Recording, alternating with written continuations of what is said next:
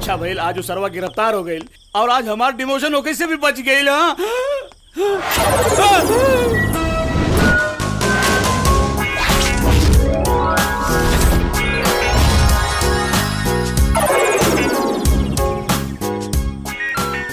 अरे बाप रे बाप, बेटी बेटी सब कहा हो? का जानना चाहता नहीं पापा? अरे ये सब कहा हो? रिश्ते में तो आप हमारे बाप लगते हैं। हाय अब यही नाते छुपावे के तो कोनो मतलब ही नहीं थे। हाय ये अमिताभ बच्चन के भूत। अब ये तो बेटी ये का हमार सपना के हीरो बाड़न,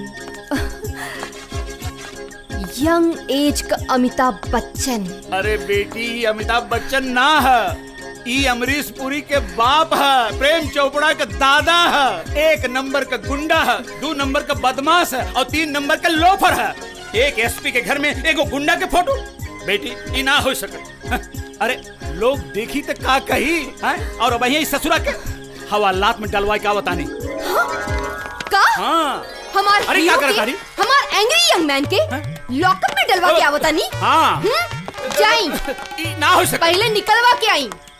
ना हो सकेला। अच्छा तई ना हो सकेला? हाँ बेटी ना हो सकेला।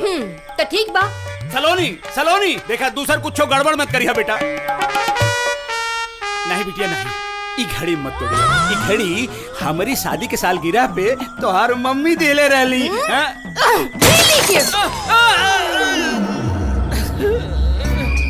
अरे अरे बेटी डीवीडी के मत तोड़ा, एकरा में तू तो अपने अमिताभ बच्चन के पिक्चर देखे लू। नहीं देखे क्या पिक्चर? हाँ अरे ई का नहीं बेटी नहीं सलोनी।